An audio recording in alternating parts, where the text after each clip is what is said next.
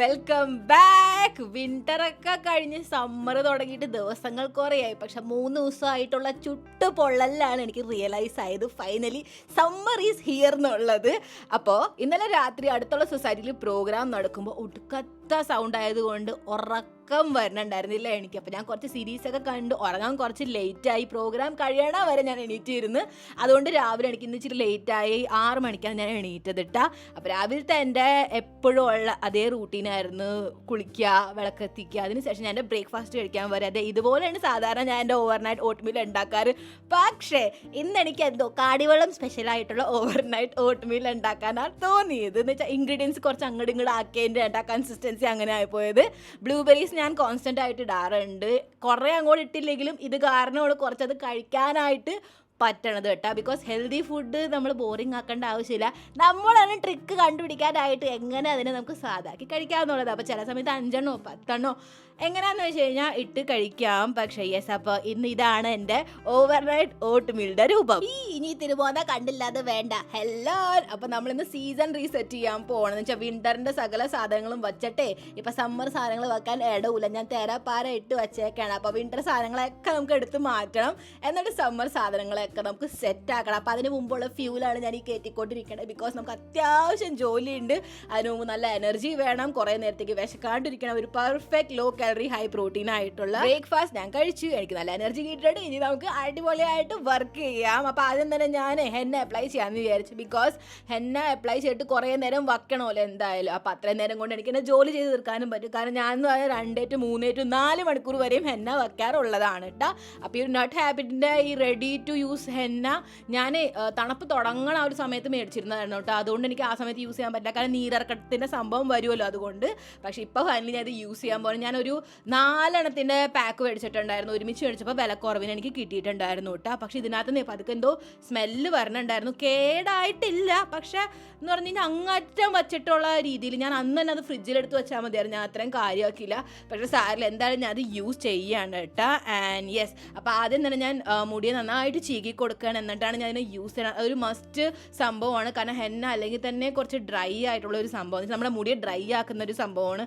അപ്പോൾ മുടിക്ക് ഒട്ടും കെട്ടില്ലാണ്ട് ഒട്ടുമേ ജടയൊന്നും ഇല്ലാണ്ട് ഒരു സംഭവത്തിൽ നമ്മൾ അപ്ലൈ ചെയ്യുമ്പോഴായിരിക്കും ഒന്നും കൂടെ ബെറ്റർ. ആദ്യം തന്നെ ഞാൻ സ്കാൽപ്പിനെയാണ് ഫോക്കസ് ചെയ്യണം.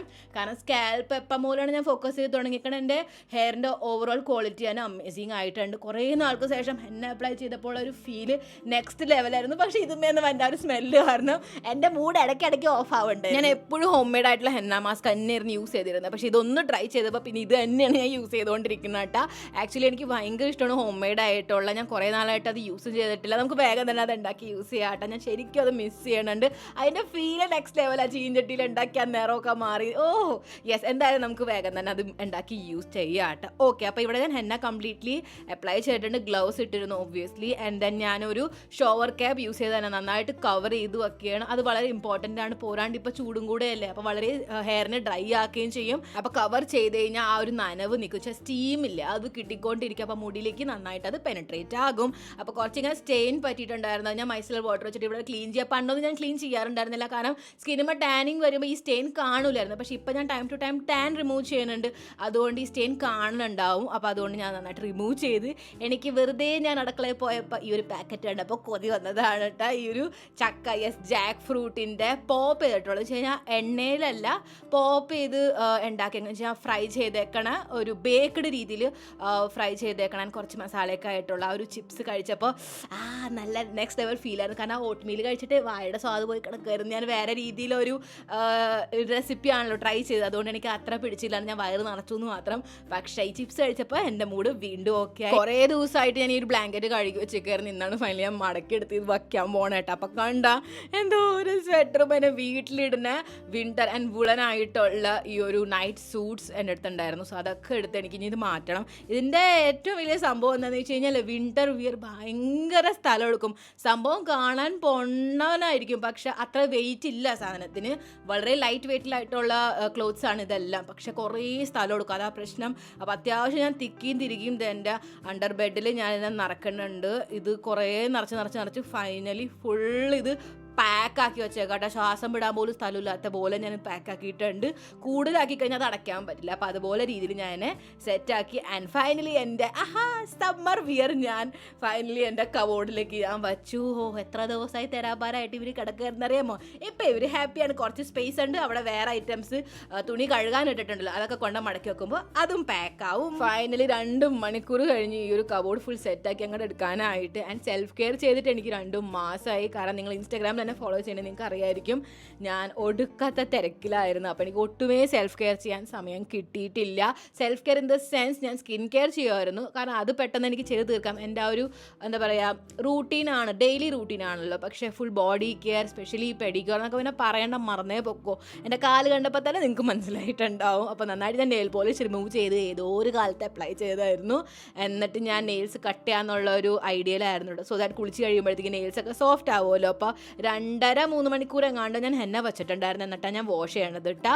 അപ്പോൾ ഈ ചൂട് സമയത്ത് പെർഫെക്റ്റ് ആണ് ഹെന്ന യൂസ് ചെയ്യാന്നുള്ളത്. തലയ്ക്ക് എന്തൊരു തണുപ്പ് കിട്ടണമെന്ന് അറിയാമോ ഗൈസ്, ഡു ട്രൈഡ്. അപ്പോൾ നിങ്ങൾ കുറേ നേരം ഒന്നും വെക്കേണ്ട, 1/2 മണിക്കൂർ വെച്ചാലും മതി. പക്ഷേ എനിക്ക് ഒരു പ്രത്യേക ഇഷ്ടമാണ്, എനിക്ക് ശീലമുണ്ട് ഇത് അപ്ലൈ ചെയ്ത്. അപ്പോൾ നീരിറക്കത്തിന് സീൻ ഉണ്ടെങ്കിൽ കൂടുതലൊന്നും വെക്കേണ്ട. ഓക്കെ, അപ്പോൾ ബോഡിമുള്ള ടാനിങ് റിമൂവ് ചെയ്യാനായിട്ട് ഞാൻ ഈ ഒരു ബോഡി വൈസിൻ്റെ അടങ്ങിയിട്ടുള്ള ടാൻ റിമൂവൽ ബോഡി സ്ക്രബ് ആട്ടെ ഞാൻ ഇവിടെ യൂസ് ചെയ്യുന്ന ബോഡി വാഷിൻ്റെ പകരം. കാരണം ഈ ഒരു സമ്മർ ടൈം എന്ന് പറഞ്ഞു കഴിഞ്ഞാൽ ശരിക്കും ടാനിൻ്റെ കാര്യത്തിൽ ഒട്ടുക്കത്ത അവസ്ഥയാണ്. ടാനിൻ്റെ ഒരു സംഭവം വിട്ട് കഴിഞ്ഞാൽ summer is my favourite. Actually tanning എനിക്ക് ഇഷ്ടം, കുഴപ്പമില്ല. പക്ഷെ അൺഈവൺ ആയിട്ടിരിക്കരുത്.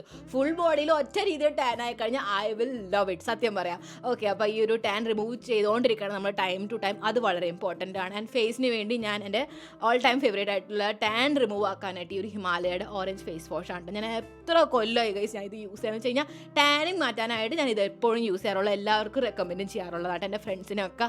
കാരണം നന്നായിട്ട് വർക്ക് ആവാറുണ്ട് ഈ ഒരു ഫേസ് വാഷ്. പക്ഷേ ചിലവർക്ക് ചിലപ്പോൾ സൂട്ട് ആകില്ല, ഓറഞ്ച് കുറച്ച് സ്ട്രോങ് അതിനകത്ത്, അതുകൊണ്ട് അപ്പോൾ അതൊക്കെ ഒന്ന് നോക്കണം. എനിക്ക് നന്നായിട്ട് സൂട്ടബിൾ ആണ്, എൻ്റെ സെൻസിറ്റീവ് സ്കിൻ ആണെങ്കിൽ പോലും ഇതെനിക്ക് സൂട്ടബിൾ ആണ്. അപ്പോൾ ഫുൾ ഇവിടെ കുളി കഴിഞ്ഞ് ഞാൻ ഫ്രഷ് ഫീൽ ചെയ്യുകയാണ്. ആൻഡ് ഇനിയുള്ള കെയർ വളരെ ഇമ്പോർട്ടൻ്റ് ആണ്. കാരണം നമ്മളിപ്പോൾ യൂസ് ചെയ്തേക്കുന്ന സകല സംഭവങ്ങളും നമ്മുടെ ഹെയർ, സ്കിൻ, ബോഡിയെ ഡ്രൈ ആക്കണ ഐറ്റംസ് ആയിരുന്നു. അപ്പോൾ അതിന് ഞാൻ സ്കിൻ കെയർ ചെയ്യുകയാണ്. ഈ ഒരു റൈസ് വാട്ടർ ടോണർ അപ്ലൈ ചെയ്തു, എന്നിട്ട് ഈ ഒരു വൈറ്റമിൻ സിയുടെ സിറം അപ്ലൈ ചെയ്ത് കൊടുക്കുകയാണ്. കാരണം അതും അഗെയിൻ നന്നായിട്ട് വർക്ക് ആണ്. ഡേ ടൈമിൽ vitamin C serum is amazing. ഇത് നൈറ്റ് ടൈമിൽ യൂസ് ചെയ്യാൻ അങ്ങനെ കുഴപ്പമൊന്നുമില്ല. ഇപ്പോൾ ഓൾറെഡി ഞാൻ എൻ്റെ ജോലിയൊക്കെ കഴിഞ്ഞ് ഒരു മിഡ് ഡേ ആയിട്ടുണ്ട്. അപ്പോൾ ഈ ഒരു സമയത്ത് ഇതാണ് എനിക്ക് യൂസ് ചെയ്യാനായിട്ട് തോന്നിയത്. ആൻഡ് ശരിക്കും നമ്മുടെ ഡാർക്ക് സ്പോട്ട്സ് ഒക്കെ മാറ്റാനും പിഗ്മെൻറ്റേഷനൊക്കെ മാറ്റാനും നല്ലൊരു നാച്ചുറൽ ഗ്ലോ കിട്ടും. അത് നിങ്ങൾക്ക് കാണുമ്പോൾ തന്നെ മനസ്സിലായിട്ടുണ്ട്, അത് അപ്ലൈ ആക്കുമ്പോൾ തന്നെ.